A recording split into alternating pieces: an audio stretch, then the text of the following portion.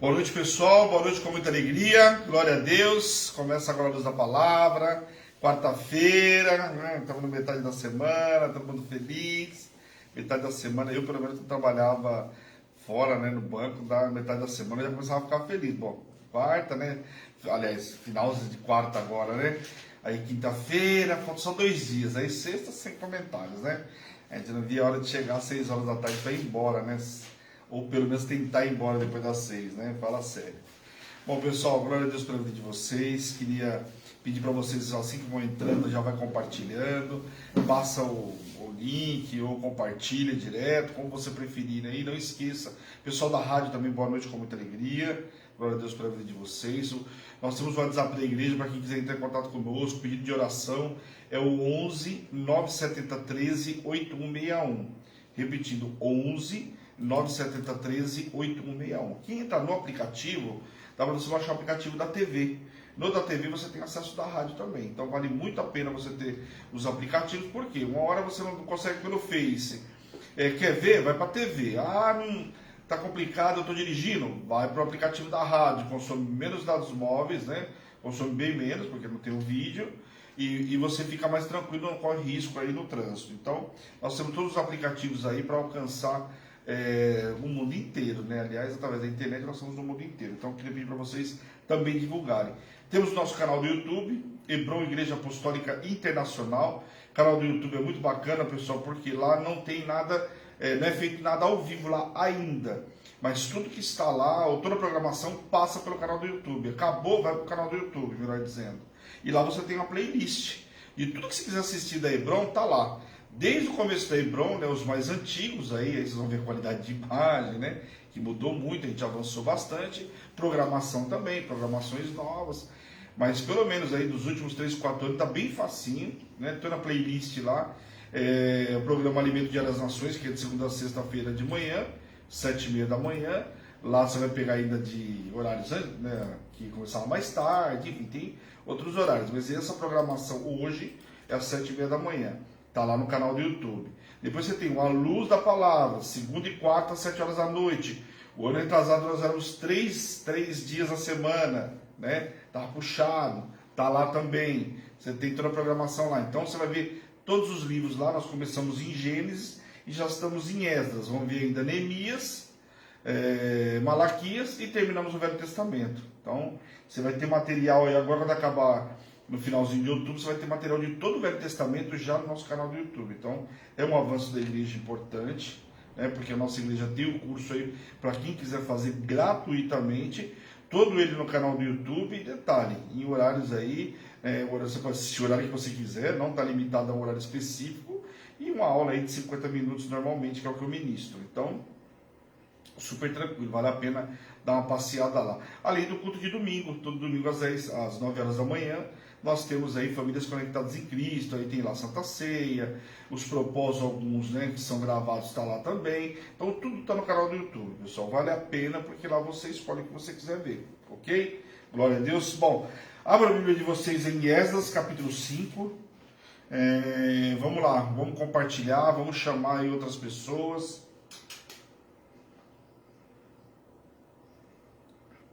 Às vezes segunda-feira está mais cheio do que de quarta. Bom, deixa eu comentar uma coisa que o pessoal vai entrando, depois amém.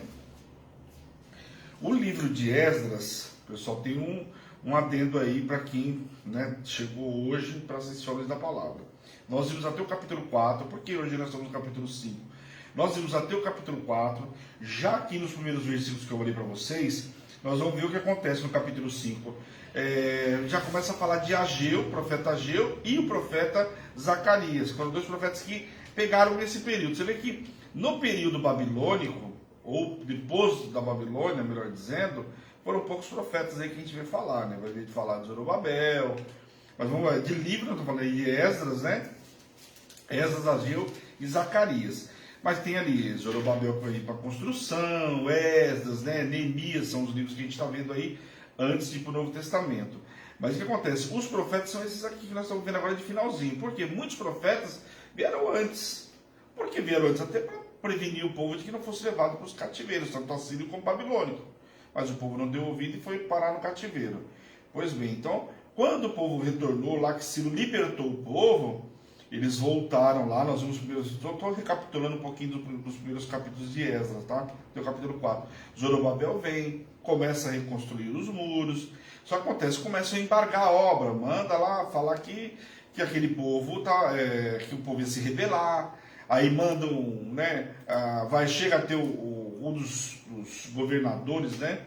O que acontece? Quando a Babilônia foi assumida pela Pérsia, ela mandou lá, cada um ia ficar no lugar. Então tinha um que ficou na Pérsia, um ficou na Babilônia, outro ficou em Suzã, cada um ficou numa cidade. Né? Isso ali, Dario, Alexandre, Xerxes, todos eles nós vimos aí. O que acontece?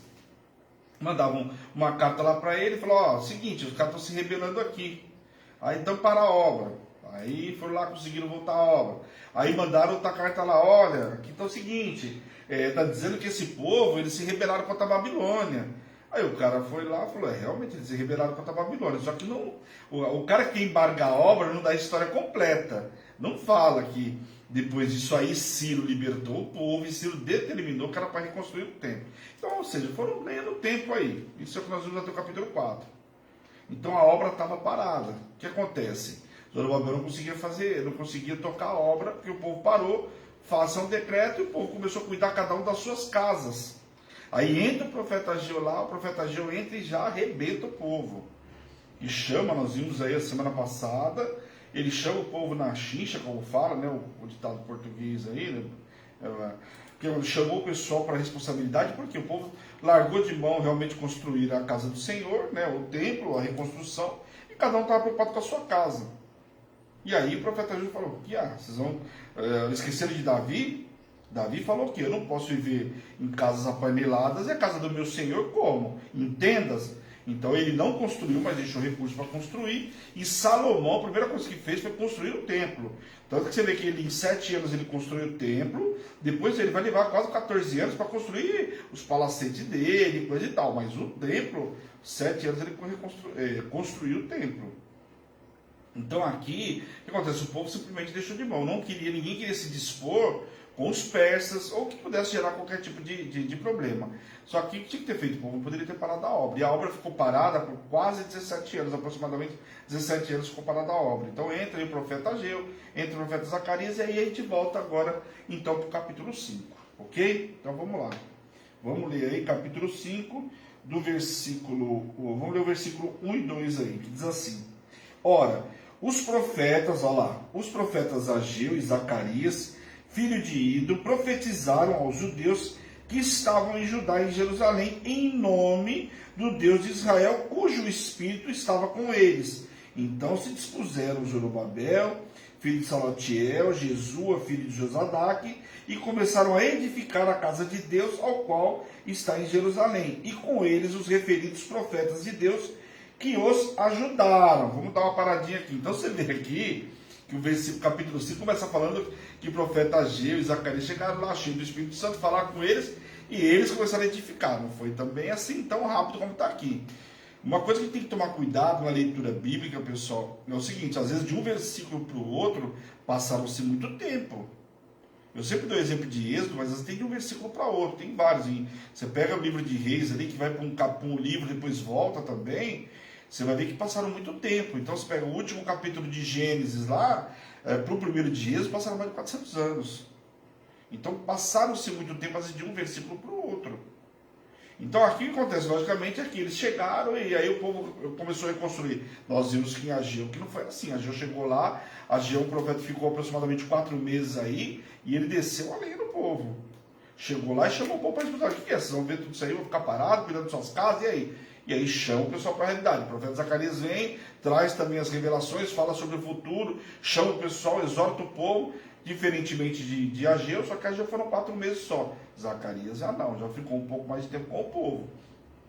E aí chama o povo. Então agora começa o quê? O povo reconstruir então o templo. Amém? Então o que acontece? Uma observação importante aí. O profeta Ageu começou seu ministério no ano de 520, né, conforme Ageu 1:1. O profeta Zacarias iniciou seu ministério nos meses depois do mesmo ano de Zacarias. Então, você vê que eles não começaram praticamente quase que na mesma época, só que meses depois. Levando em consideração, presta atenção, levando em consideração que o profeta Ageu fala que foram 4 meses, então, quer dizer, se o camarada chegou lá com 2, 3 meses depois, já pegou o finalzinho de Ageu. Então ele já chegou, tipo assim, Ageu deu o recado, bateu em todo mundo, e ele chegou lá, né, meio que para fazer um curativo e resolver. Então chegou logo na sequência, ok? Os judeus haviam sido forçados a parar a obra para que estavam sendo feitas no templo, conforme nós vimos em Esdras no capítulo 4. Agora, anos mais tarde, Deus restabeleceu o seu trabalho. Ao instruir os seus profetas a profetizar, ele esperava que o seu povo respondesse com fé à ação. A frase em nome de Deus e Israel, lhes profetizaram, é um lembrete da origem e da autoridade das profecias, bem como da soberania de Deus. Se profetizaram, não falando em nome de Deus, está mostrando a autoridade. Quer dizer, precisava trazer para esse povo, de novo, principalmente a parte espiritual, entender o que era quando o profeta abria a boca para falar. Não era para o povo temer, era simplesmente para avançar. Quando o Senhor falou para Moisés, avança, marcha, mesma coisa quando lá, não estava no meio do, viu o rio lá, ô Moisés, bota o pé aí, faz a água abrir, bota o cajado e vamos embora. E o povo marcha. Então o povo precisava voltar com essa mesma, ouvir ao profeta e avançar, né? Afinal, nenhum rei, a não ser o próprio Senhor, tem domínio da história da humanidade. Então, se o Senhor está falando através do profeta, o povo precisava despertar e acordar para a construção do templo. Zorobabel, o governador civil, e Jesua, também conhecido como Josué, nós vimos aí, eu já expliquei, o sumo sacerdote lideraram o povo mais uma vez na reconstrução do templo. Os profetas Ageu e Zacarias uniram-se a eles nesse chamado para esta ação. Quando a reconstrução do templo foi reiniciada, houve mais uma vez uma resistência por parte dos estrangeiros que habitavam Israel. Lembrando, por que aqui, pessoal, o que acontece? Quando levou o cativo para a Babilônia, o que acontece? Muita gente foi para a Babilônia, alguns escaparam, foram morar em outras terras, e depois o povo voltou novamente. Tanto que você vê que ficou gente lá para cuidar de colheita, né? Nabuzaradã, né, que era general na época, para ter por orientação de Nabucodonosor, deu orientação para fazer algumas coisas lá e tudo mais. Quer dizer, a cidade não ficou totalmente devastada. Então, ao longo do tempo, muitas pessoas foram voltando. E nessa confusão toda, tinha os samaritanos também, que tinham sido espalhados. Muitos deles já estavam na Babilônia, alguns deles na Babilônia, outros na Pérsia, outros em várias outras cidades, com outros povos. Então a cidade estava completamente vazia, como a gente vê, tá? Tatenai, como fala aqui, era um satrapa, né? Lá a gente vai ver ele também em Esdras no capítulo 8, mais detalhes sobre ele. Era um governador regional, posição que no Império Persa era ocupada por apenas 20 pessoas. Então, era uma posição importante. Como eu falo para vocês que tinha Suzã, Equibata, tinha outras cidades, não dava para um camarada só ficar cuidando de todas. Então, o que eu fazia? Ficava reis ou governadores em posições, em lugares específicos. Ok? Cidades importantes, como era Suzã, como era também Jerusalém agora. Amém? Por esse motivo, presume-se que Tatenai era um homem muito poderoso, como relata aí. Zorobabel, como governador de um pequeno distrito de Judá, estava sob a autoridade dele. A posição de Setar-Bezonai não é informada, que é um outro camarada que aparece aqui, não fala qual que era a função dele, né? Mas ele era um ajudante ou secretário de Tatenai, então muito provavelmente um auxiliar ali de Tatenai. Mandou um governador lá, vai um cara para ajudar ele, para escrever, para resolver. Lembrando que Zorobabel também era governador, só que aqui de um distrito, como se fosse menor. Então aqui nós estamos falando de um cara como se fosse, que eu falo sempre, no Brasil com presidente, governadores e depois prefeitos, ok? O governador e sua equipe pessoal visitaram Jerusalém. A delegação oficial de Tatenai indagou quem havia autorizado a realização do trabalho no templo. A resposta informa os nomes dos homens que construíram esse edifício, mas não informa quem tinha permitido a obra. Então, quer dizer, você vê que a resposta fala quem começou a obra, né? Lá atrás, a primeira, mas a reconstrução, ou seja, a reconstrução no caso aqui é a retomada daquilo que estava paralisado, ninguém informou quem era. Todo mundo talvez até com medo, né, de falar, fui eu que comecei, aí foi minha autorização, quem autorizou? Porque lembra que os reis tinham feito o quê? Quando ia lá para Dário, para Xerxes, eles falaram o quê? Artaxerxes falou o quê? para a ter segunda ordem. Precisamos entender o que aconteceu. Enquanto não entendeu, para por aí. Mas os olhos de Deus estavam sobre os judeus. O governador decidiu que não interromperia os trabalhos do templo até que recebesse uma resposta do rei. Em outras palavras, Tatenai checou a versão dos líderes judeus sobre o que estava acontecendo. Quer dizer, muito provavelmente contaram para ele, olha, Ciro deu um decreto, não tinha outra história para contar. Ciro deu um decreto para a gente fazer aqui, para a gente construir. Isso acontece, veio os samaritanos aqui, juntou com o povo e contou um monte de história aqui e conseguiram embargar a obra. Então, deve ter contado isso. Então ele precisava checar quem estava certo e quem não estava. Né? Após a interrupção da obra de reconstrução do templo, ou seja, aproximadamente 17 anos depois do seu início, debaixo das palavras do profeta Ageu e Zacarias, Zorobabel... A internet deu uma falhada, voltei. Então acontece, aí eles então, depois de parado por 17 anos, voltaram então com a obra, ok? Os adversários consultam a Dário, então quer dizer, vai ter que consultar Dario aqui para saber o que está acontecendo. O governador enviou sua carta inquisidora ao rei Dario, que reinou de 521 a 486. Então o cara fez, vou mandar uma carta lá perguntando essa história toda aí, se o que eles estão falando é verdade, né? Porque, querendo ou não, começaram a fazer a obra novamente aí. O fato de Tatenai entrar em contato com o imperador mostra que ele, apesar de seu considerável poder, ainda tinha de agir conforme os costumes e as leis dos persas. Então o que está falando aqui? Que apesar de tudo, de ele ser um governador e coisa e tal, ele não podia autorizar uma obra dessa, ou até mesmo paralisar uma obra, sem falar com o grande imperador. Então tinha que vir uma hora de tinha alguém muito mais importante com ele, autorizado a fazer, a liberar ou não. Então você vê que ele vai consultar então a autoridade superior. As paredes que estavam sendo edificadas com pedras, conforme a descrição na carta de Tatenai, eram as do templo e não os muros da cidade. Os judeus usaram madeira para as vigas do telhado e para o chão do templo. A maior parte da construção do templo foi feita de pedras maciças, mas vigas e ripas também foram utilizadas. É relatado aqui, eu estou ministrando para vocês entenderem. Os oficiais tinham duas perguntas, né, lá de Esdras 5. Eles queriam saber quem era o responsável pela construção e não apenas os nomes dos que estavam realizando. Então eles não queriam só o nome de quem está realizando, queriam saber quem era o responsável por essa obra. Novamente indagando aqui, por quê? Porque a obra voltou, né? Então precisa saber quem foi que autorizou. Vamos ler o 11 e o 12 aí. Versículo 11 e 12.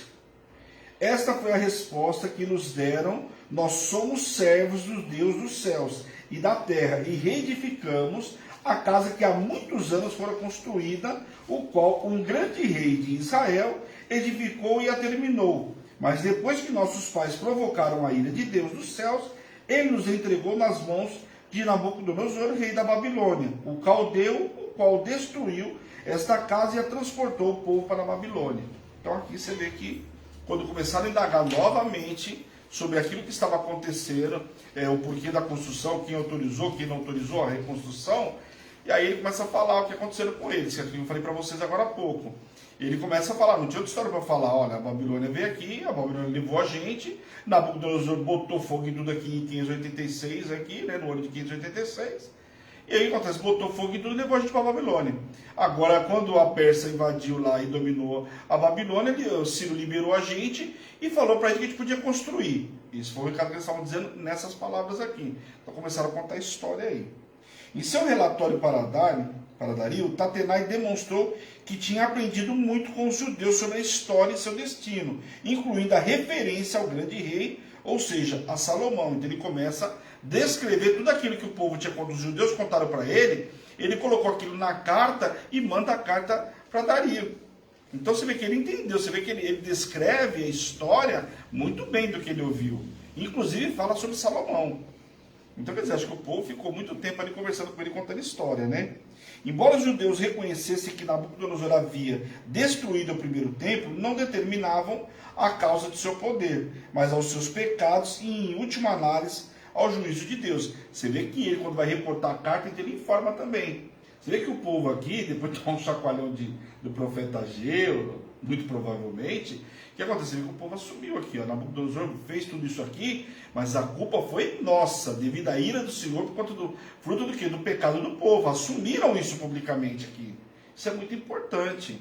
Porque olha o povo que tinha parado, não queria construir mais um templo, então quer dizer, era uma mudança de comportamento muito importante, né?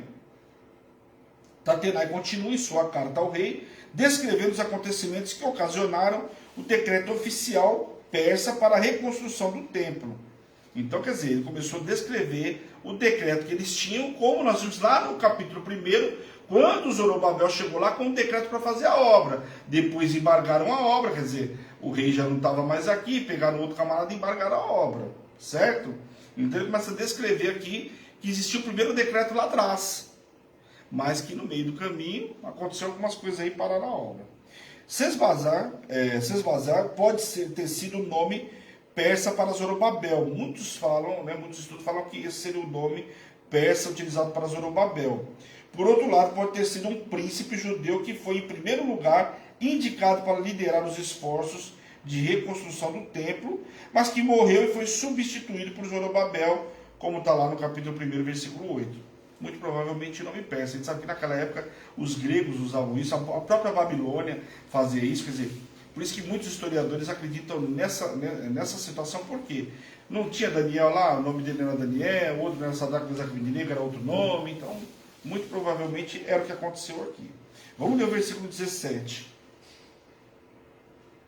Agora, pois, se parece bem ao rei que se busque nos arquivos reais na Babilônia, se é verdade haver uma ordem do rei Ciro para edificar essa casa de Deus em Jerusalém, e sobre isso nos faça o rei saber a sua vontade. Então aqui chegou no ponto crucial.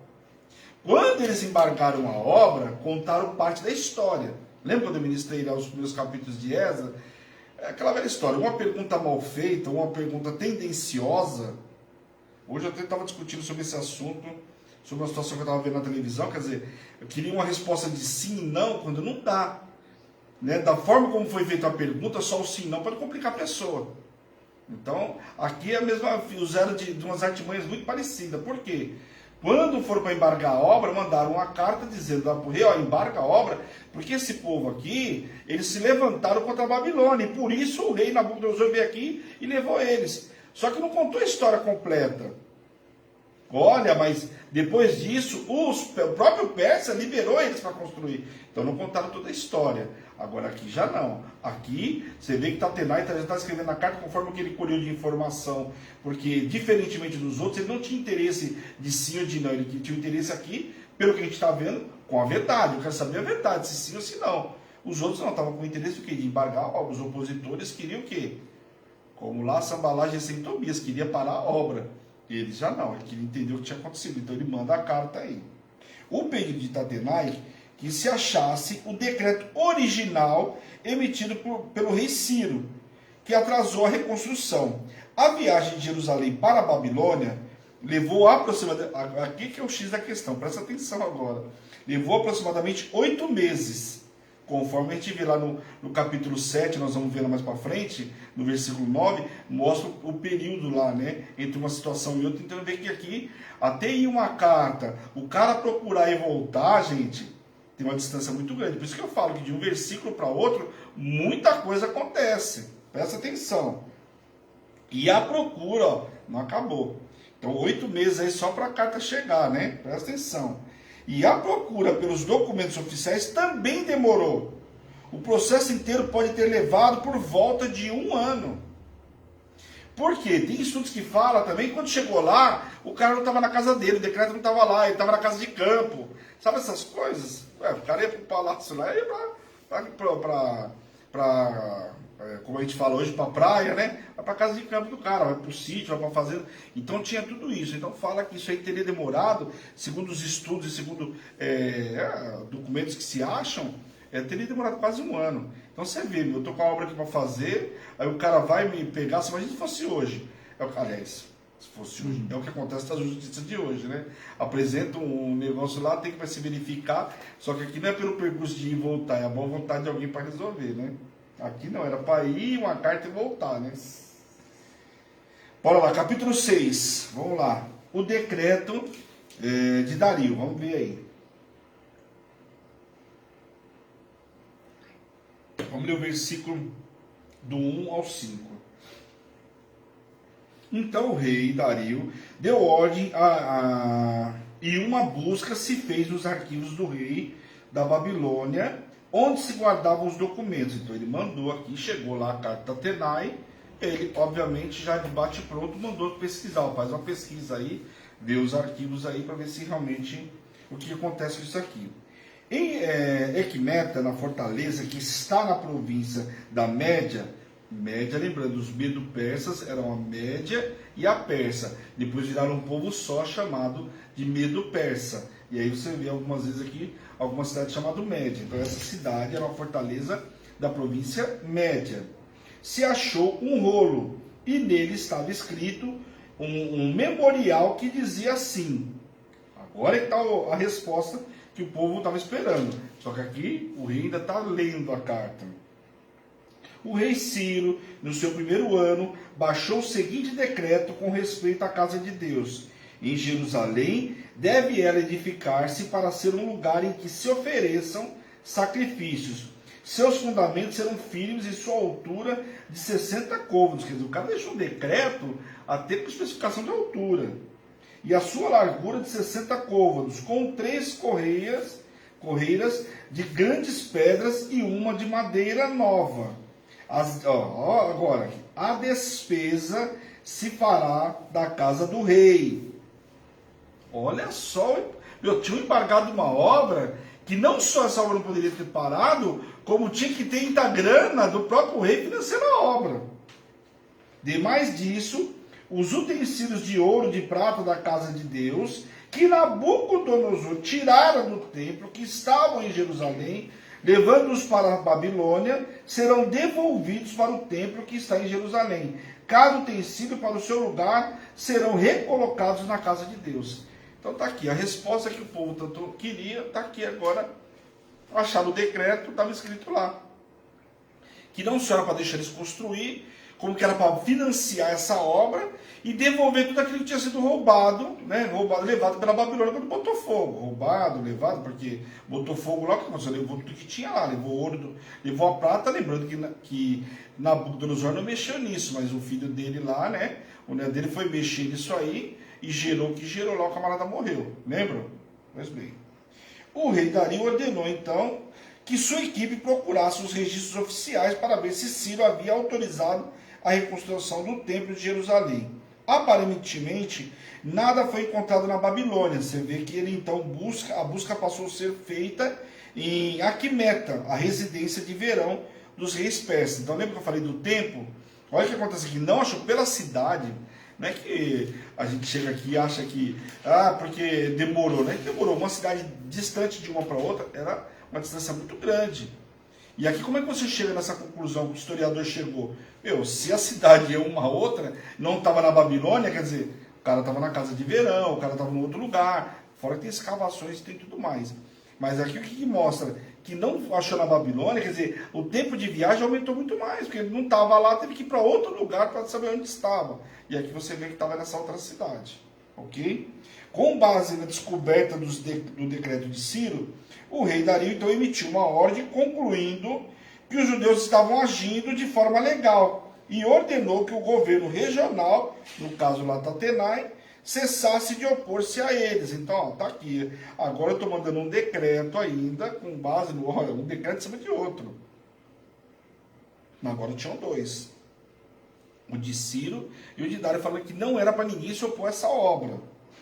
O rei Dario endossou a ordem de Ciro e adicionou seu próprio decreto dos tributos da além do rio, ou seja, da além do rio Eufrates. Tatenai não só foi impedido de interromper a obra do templo, como também teve de financiar o seu término, ou seja, o término da obra ele teve que financiar. Além de não cobrar imposto, não fazer nada, ainda vai financiar a obra. Vamos ler o versículo 9 e 10 aí. Também se lhes dê, dia após dia, sem falta, aquilo que houverem mister, novilhos, carneiros, cordeiros, para o holocausto ao Deus dos céus, trigo, sal, vinho e azeite, segundo a determinação de quem? Dos sacerdotes que estão em Jerusalém. Ó, vocês vão entregar. Fala sério, né? Não era só a construção também, não. Inclusive os holocaustos, sacrifícios que eram entregados a Deus, pelo povo judeu, aquilo que o sacerdote determinou. Como é que era antes? Era assim, assim, assim? Era para eles financiar também. Para que ofereçam sacrifício de aroma agradável ao Deus dos céus e orem pela vida do rei e de seus filhos. Aí, logicamente, né? Depois de ele assinar um decreto desse, aqui não, pessoal, não é que esse rei passou a adorar a Deus e não adorou outros deuses. Era muito comum naquela época, os povos estrangeiros adoravam mais de um Deus. Até mencionei aqui, você vê principalmente os romanos, fala que eles entregavam oferta para um Deus, deu 2 dias, 3 dias, sei lá, não respondeu, ele entregava para outro, e ele da condição financeira que o camarada tinha. Então ele podia entregar ali para 4, 5, 10 deuses diferentes. E um deles ele achava que ia atender. E aí quando fizesse lá, ele ia falar, foi esse aqui que atendeu. Então, né, logicamente não era aquele Deus que estava fazendo, mas era a forma como eles entendiam. Então aqui não é que o rei virou agora adorador ao Senhor, mas simplesmente, como adorava outros deuses, ele falou, meu, só pede o seguinte, eu autorizo fazer tudo aí, mas pede para ele preservar a vida do rei e dos meus filhos. Só isso. Bobinho, né? Fala sério, né? Para garantir a obediência, Dario decretou que a violação de sua ordem seria punida com a morte. Agora está diferente. Cadê o Sambalá, GC e Tobias aqui para parar a obra? Para a obra, vocês vão parar. Vamos parar lá no madeiro, lá. O termo penduraram não significa pelo pescoço como uma corda, mas refere-se ao cadáver do condenado estar preso em um madeiro para exibição pública e com um aviso cruel a outras pessoas. Então não quer matar o cara lá, como matou no caso de Cristo, coisa e tal, mas ia matar o cara e colocar no madeiro que tinha que cair em exposição. Lembrando que o povo judeu não podia ficar a pessoa pendurada lá de um dia para o outro, lembra? Lá de Levítico, quem perdeu, depois assiste lá, tem muita informação lá, hein? Completado o templo.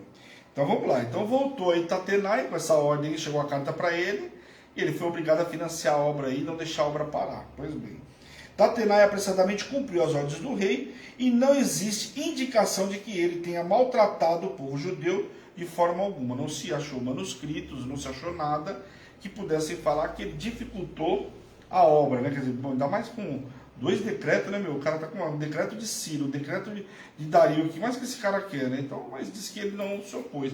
Eu acho, até acredito que esse cara não ia se opor mesmo, se ele tivesse que se opor, ele não tinha feito esse trabalho de mandar uma carta para lá para saber a verdade. O cara tinha feito como os outros fizeram, né? Então, diferentemente, né? Assim o povo judeu ia prosperando. O Senhor abençoou o povo porque eles ouviram os profetas e as pregações da palavra de Deus. Quer dizer, depois do puxão de orelha de Ageu, o povo realmente voltou lá então para a obra. Artaxerxes, de 464 a 424 a.C., foi o tempo que ele reinou. Ajudou a reconstrução do templo, embora ela tenha sido concluída alguns anos antes de que ele assumisse o poder. Esdras tomou cuidado de acrescentar o nome de seu próprio rei, Artaxerxes, porque este ajudou na manutenção do templo. Nós vamos ver lá em Esdras, no capítulo 7. O templo ficou pronto em 515 a.C., no mês de Adar, correspondente a fevereiro e março do nosso calendário, né, no reinado de Dário. Dedicação ao templo. Algumas pessoas sugerem que os salmos 145 ao 148 foram usados para festejar o término da reconstrução do templo. Então, alguns historiadores aí sugerem, né, alguns biblistas, né, como falam, sugerem que esses salmos foram escritos para comemorar, no caso, a reconstrução do templo. Como aconteceu na consagração do primeiro templo, esta foi também celebrada com uma abundância de sacrifícios. O rei tinha oferecido aqui para entregar todo dia, então você imagina como que foi essa festa. Ainda que o número de carneiros e bois oferecidos na consagração do templo de Salomão tenha sido 200 vezes maior, gente, você pega lá em 1 Reis, capítulo 8, você vai ver que lá, quando ele acaba de construir o templo, ele entrega ofertas lá, assim, 2.000, 10.000, eram ofertas assim. Que ele entregou uma oferta não só por ele, mas por todo o povo. Aqui era muito menor, considerando a época, e o povo está voltando da Babilônia, né, pessoal? Deve-se observar que, além disso, havia mais gente e mais ricos participantes dela. Então, logicamente, que lá naquela oferta tinha muito mais rico, não só Salomão, muita gente rica também participando de tudo isso. E no caso aqui não, eram os remanescentes, aqueles que voltaram da Babilônia. A lei estabelecia as funções dos sacerdotes e levitas, como está lá em Números 18. Tempos depois, as divisões deles foram instruídas por Davi. Depois Davi mexe um pouquinho nisso aqui. A gente vai ver, quando a gente viu lá em 1 Samuel, 2 Samuel, a gente vê que Davi mexe um pouco nessa estrutura aqui dos levitas. Depois, celebração da Páscoa. Vamos lá. É provável que essa celebração da Páscoa tenha sido excepcionalmente memorável. Desde o cativeiro, essa era a primeira vez que o povo conseguia comemorar de acordo com a lei. E não só isso, além de comemorar de acordo com a lei, muitos nunca tinham participado porque nasceram na Babilônia. E se você pegar os últimos reis lá, você vê que Josias fez celebração de Páscoa, consertou Ezequias, mas a grande maioria não estava nem aí com celebração de Páscoa, coisa nenhuma, né? Os sacerdotes e levitas tinham se purificado para que pudessem realizar as obrigações de seu ofício. Os levitas mataram o cordeiro da Páscoa por todos e por si mesmos. Originalmente, o cordeiro pascual era a morte pelo chefe de cada família, conforme lá Êxodo 12. Aqui você vê que já mata aí o sacerdote e o levita mataram por todos. Na época de Ezequias, esse sacrifício era feito pelos levitas, por todos que não estivessem purificados, lá em 2 Crônicas 30. Na época de Josias, os levitas matavam todos os cordeiros da Páscoa por todos. Então você vê que aqui alguns reis, cada um foi fazendo de um jeito, mudando um pouquinho o jeito de fazer, por isso que eu anotei para vocês entenderem, está escrito aqui inclusive. Desse modo, a observância pascual foi ligeiramente modificada com o passar dos anos, embora ainda fosse observada em seu dia original. É só comparar com o Êxodo 12 e comparar com Esdras, como nós estamos vendo aqui no capítulo 6. A designação das nações da terra, evidentemente, refere-se ao povo que tinha sido levado para a Palestina, ou seja, levado ali de volta para Jerusalém. Os que a eles se apartavam eram os israelitas que haviam permanecido na terra durante o cativeiro. Lembra que eu contei para vocês que alguns conseguiram escapar nesse meio do caminho, foram para outras cidades, e depois que a Babilônia já estava satisfeita com o povo, né, que tinha levado, botado fogo lá, alguns voltaram para lá. Até porque não era só Jerusalém, tinha cidades vizinhas, as aldeias, como falam, e a gente sabe que eram grandes. Tanto que você vê, quando fala de rei, eu sempre uso esse exemplo, que todo mundo vai lembrar, quando fala do rei, né, Assuero, que ele fala 127 províncias lá, participando lá, quando ele manda as cartas, os decretos. Então, para vocês entenderem que quando se falava de um país, de uma cidade, eram muitas aldeias e muitos povos. Se você pegar lá em Números, quando Josué vai distribuindo as terras lá, você vai ver, gente, que era muita terra.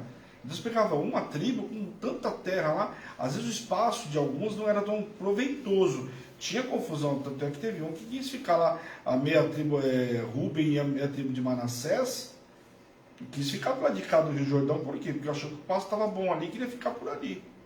Então tem tudo isso aí. Então o que acontece? A imundícia de qual eles se tinham separado era a idolatria praticada pelos pagãos e talvez os casamentos com os estrangeiros. Coisa que não só os samaritanos praticaram, mas muitos judeus que foram para a Babilônia, chegaram lá, foram casando com mulheres babilônicas, né? As mulheres caldeias, né? Então tudo isso dificultou também para o povo. A festa dos pães asmos acontecia imediatamente após a Páscoa. O rei da Síria é uma referência, aparece aqui, a Dário, pois mesmo que de fato fosse o governante na Pérsia, ele podia ser chamado de rei da Síria, porque era o rei do antigo reino assírio.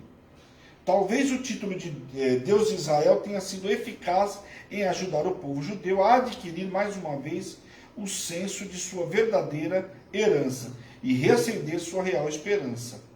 Uma vez que os persas agora governavam os antigos territórios da Síria, pode-se dizer que Dario era o rei da Síria, tal como Ciro foi o rei da Babilônia. Amém? Então aí capítulo 6 terminou. Vamos aí até o capítulo 7. Deixa eu ver se dá para a gente ir aqui. Dá. Termina o capítulo 7 hoje. Artaxerxes envia Esdras a Jerusalém. Lembra que agora há pouco ele estava falando que Esdras ajudou e coisa e tal? mas aqui já tinha concluído a obra. Mas ele menciona no livro.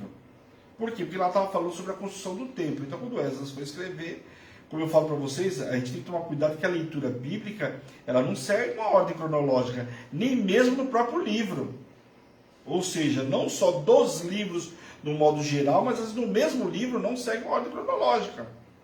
Tem textos aí que eu vou falar para você, tem textos aí que eu já fiquei uma semana para entender, porque não é só você imaginar, você tem certeza daquilo, gente.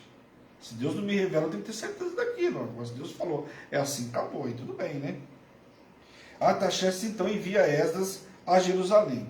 Quando diz passados essas coisas, é porque os acontecimentos do capítulo 6, que se deram durante o reinado de Dário, acabou. Mas especificamente o templo ficou pronto e foi dedicado em 515 a.C. No capítulo 7, pula para vários anos para o reinado de Artaxerxes, que é de 464 a 424, já que Esdras regressou por volta de 458. Desse modo, entre o capítulo 6 e 7 existe um intervalo de aproximadamente 60 anos. Isso poderia explicar a atitude favorável de Artaxerxes para com Esdras. Tá? Então aqui tem todo um porquê aí dele liberar Esdras aí facilmente, né? Durante esse período ocorreram alguns acontecimentos descritos no livro de Esther também. Esdras, o líder, segundo o retorno para Jerusalém, é apresentado com uma expressiva genealogia, demonstrando que ele pertencia a uma família de sacerdotes e, portanto, de Arão. Seraias presenciou a queda de Jerusalém. Aparece aqui, lá em 2 Reis, capítulo 25. E seu filho, Josadaque, foi para o exílio, aparece em 1 Crônicas. A designação do filho de Seraias indica a linhagem de Esdras e não o nome de seu pai. Por que às vezes aparecem alguns nomes aqui, pessoal? Para poder mostrar a linhagem do camarada. Então aparece alguns outros e falam, mas parece que apareceu o nome do cara do nada. Não é. Para mostrar a linhagem de onde o camarada vem. Olha, é filho de fulano. E como tem muitos nomes iguais, às vezes você vê que aparece ali para poder mostrar para você que aquele não é o mesmo cara. O mesmo Mordecai que está aparecendo aqui no começo, não é o Mordecai lá de Esther. O cara tinha morrido de velho. Entendeu? Tem tudo isso, a gente precisa entender. Então, às vezes, esses nomes são justamente por causa disso. E por isso que eu estou lendo para vocês. Ok? Esdras não era apenas um descendente de sacerdote. Ele também era um escriba hábil, aquele que copiava e estudava a lei. Depois do exílio, o ofício de escriba tornou-se fundamental, às vezes substituindo o de profeta em importância e, com o tempo, obscurecendo o papel até mesmo de sacerdote. Então o cara era muito importante aí, né? O primeiro mês corresponde a março e abril do nosso calendário. O quinto mês, a julho e agosto. O trajeto percorrido por Esdras era perigoso, pois uma rebelião havia começado no Egito e a primavera era a época em que os exércitos antigos iniciavam suas campanhas. Então, a descida dele para Jerusalém não era tão simples assim. Durante toda a sua vida, Esdras concentrou-se inteiramente no estudo, na prática e na transmissão da palavra de Deus. O coração indica que todo ser de alguém, o que mostra que ele fez de coração. Esdras buscou diligentemente as Escrituras a fim de que pudesse viver de acordo com elas e ensiná-las a Israel. Para isso, a graciosa mão do Senhor o capacitou. Sacerdote e escriba, essas palavras descrevem que Esdras, com excepcional louvor, ele citado como escriba, né, com a escriba dos escribas e o mestre das escribas. Vamos ler o versículo 12 aqui.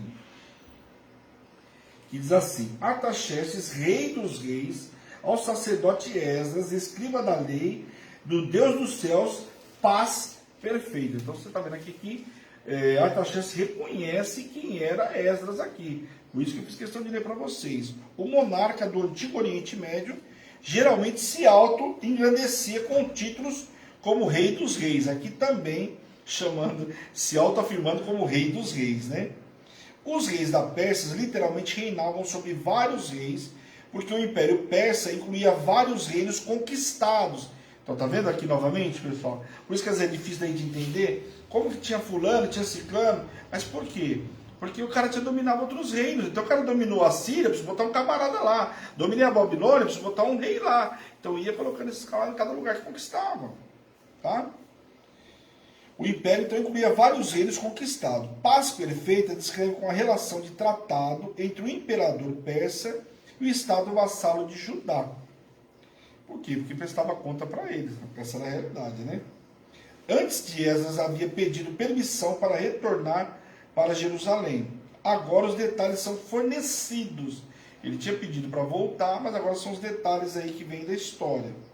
Esdras desejava retornar para Jerusalém a fim de certificar-se que a lei estava sendo cumprida. Seu dever era ensinar o povo a lei de Deus. A autorização para Esdras chegou com pompa e com circunstâncias adequadas. Porém, que o governante persa não sabia era que existia a mão de um rei muito maior interferindo naquela situação. Não é porque o rei acordou bonitinho e liberou ele hoje. Logicamente, o Senhor ali que deu ordem, né? São listadas 3 fontes de oferta para o templo. Primeiro, a prata e o ouro do rei e de seus conselheiros. Segundo, toda a prata e todo o ouro da Babilônia. Terceiro, as ofertas voluntárias do povo judeu que permaneceu na Babilônia. Então ele ia voltar. A oferta que o rei determinou para enviar, né, o ouro, a prata, né, não só a Babilônia, os persas, mas também o povo que ficou na Babilônia, ok? É possível observar que Deus aceita as ofertas daqueles que não conhecem nem servem a Ele verdadeiramente. No entanto, o Senhor rejeita a oferta de quem aparentemente conhece, mas não na realidade tem um coração distante de Deus. A habitação do Senhor em Jerusalém é uma referência ao templo. Então aqui você vê que o Senhor, o que está dizendo aqui? Que o Senhor reconhece, né, aquele que entrega uma oferta, né, às vezes não é nem judeu, no caso aqui, mas entregava uma oferta, e muitos judeus não entregavam uma oferta com amor. E hoje acontece um monte de gente desse jeito, quando a gente ministra aí, várias vezes quando fala sobre oferta, a gente fala isso. Deus não reconhece por quê? Porque a pessoa não entrega uma oferta com o coração, né? Não tem o coração quebrantado, não tem desejo de entregar a oferta. Entrega muitas vezes porque se sente pressionado, ou porque quer fazer firula, né? Sei lá, tem de tudo. Então o que acontece? Aqui o Senhor conhece muito bem e deixa muito claro. Por isso que às vezes ele aceita de um outro camarada, né? Por quê? Porque ela está entregando com o coração. O cara não conhece o Senhor direito, mas está entregando com o coração. É muito sério isso, né? Esdras tinha o equivalente a um cheque real em branco para a realização da obra, né? Fala sério. O decreto de Artaxerxes incluía uma ordem para os tesoureiros das províncias que concedessem a Esdras suprimento extra que ele reivindicasse. Então lembra que construíram o templo, agora está falando de outra coisa, pessoal. Agora é Esdras ir lá ensinar o povo, falar sobre a lei, mas o cara não podia trabalhar. O cara ia falar sobre a lei e ensinar, ia trabalhar como? E aqui o que você faz? Levanta o rei e manda suprir o camarada para ele poder ensinar o povo. Presta atenção. Esdras podia pegar não mais do que 100 talentos de prata, aproximadamente, sabe quanto? Vocês têm noção de quanto? Ele não podia pegar muito para fazer a obra, mas ele podia pegar um pouquinho, só não podia passar de 4 toneladas de prata.